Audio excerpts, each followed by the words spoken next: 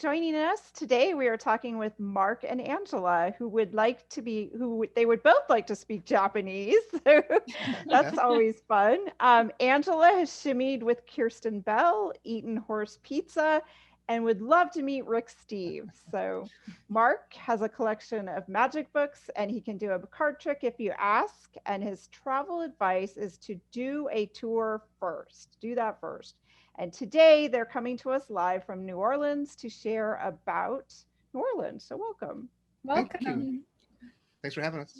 Oh yeah, so welcome Mark and Angela. We are going to start our famous 7-minute timer. There it goes. And so I have to ask you, we're kind of jumping in there before we started recording, and I just want to know, are you guys native to New Orleans? Have you lived there all your life, or did you just happen to land there? I was born and raised right here in New Orleans. My grandfather came back in the 40s. He was the consul general of Bolivia, South America. That explains my tan and my straight black hair and why I look like a little Inca Indian. And but my uncles, my aunts, my whole family has lived here in New Orleans since then. Today we're the only Bolivian family in New Orleans, believe it or not. Yeah, they've got other Bolivian people here and there, but we're the only true Bolivian family. Angela, it's a little different. And I am the only white member of the Bolivian family in New Orleans. I was sent here for a business trip, and long story short, fell in love with the city, went back, basically quit my job, changed careers to move here, and it was the best decision ever.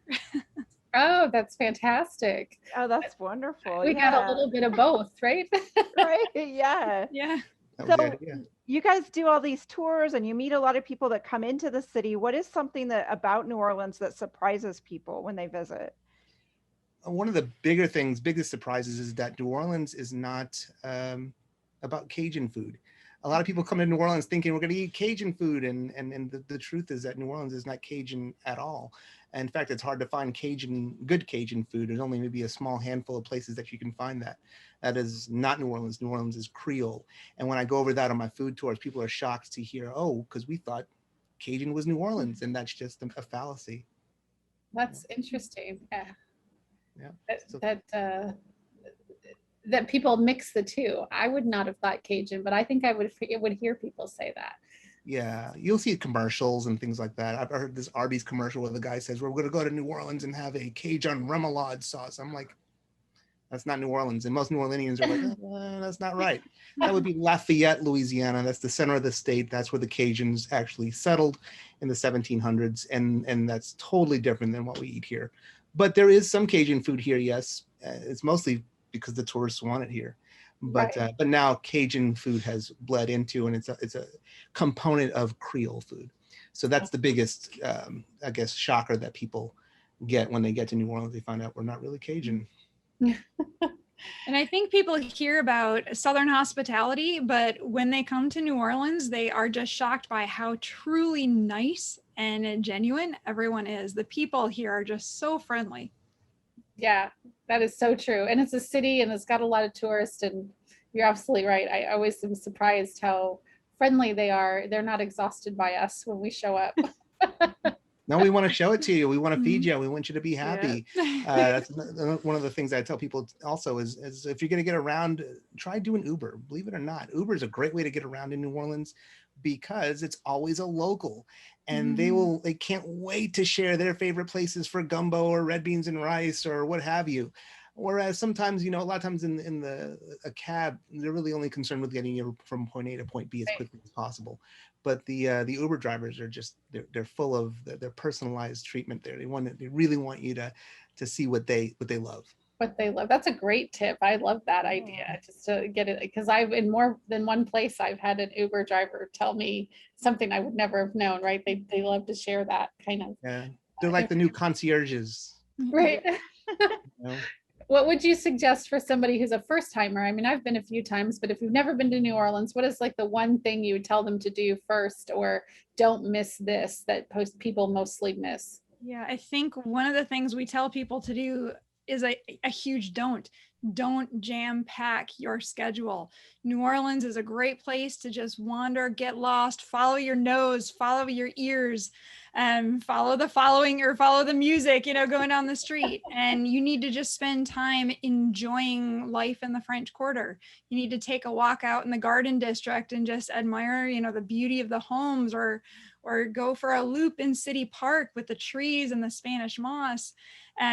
So yeah, give yourself time to breathe and really enjoy and explore New Orleans. There are definitely things you want to add to your itinerary because they do sell out or they do get full, but leave some breathing room. Yeah. I think that's a great tip. That is one of the things. I could just be in New Orleans. I don't need anything to do. Yeah. I find that the people are happiest when they don't have a plan. They just show up, like Anthony Bourdain with no reservations, as they call it, right? They'll show up, and if you just start meandering the streets of, say, the French Quarter, you'll end up finding these places. And when you find it, it's yours. Yeah.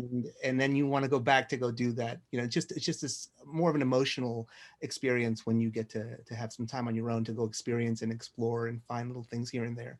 It's amazing. I love the Quarter for that.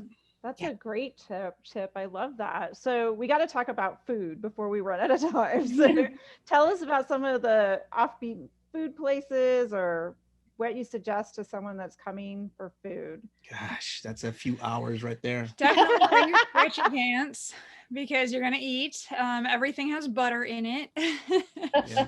But there are so many great places, even in the French Quarter. Places like Bayona, Susan Spicer's restaurant is phenomenal. And it's not one that you see in the pamphlets or all over the internet. And that's right in the French Quarter. And then once you get out in the French Quarter, every neighborhood has some gems. Yeah, someone told me, James actually told me, I thought it was a great piece of advice. It's not 100%, but by and large, if you find restaurants with people's name in it, it's probably a better restaurant. If you see a restaurant with the words New Orleans, Creole, original, some other generalizing words, I don't know. Cajun. Cajun. If you see these words in the name of the restaurant, it's probably just for the tourists, and it won't be bad. You're just not getting great. If you want great and unique and a different level, you want something with a specific name, like Commander's Palace, Antoine's, Arnaud's, Galatoire's, Brightson's, right? Like I said, it's not a 100%, but it just seems to be the majority of the time. You'll have a much better experience finding restaurants with a person's name, a last name.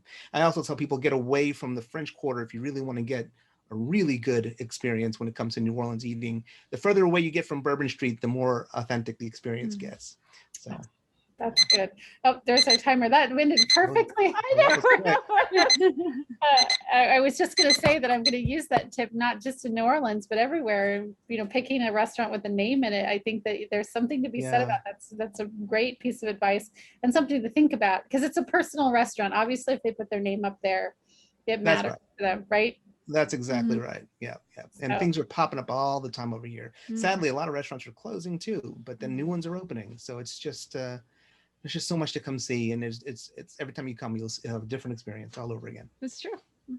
I can't wait to hear more about it and to visit myself. So it'll be fantastic. And thank you guys for joining us, and thanks for sharing your 7 minutes of the story.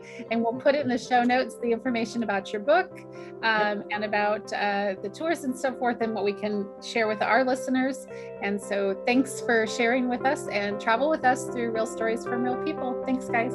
Thank you. Thank you.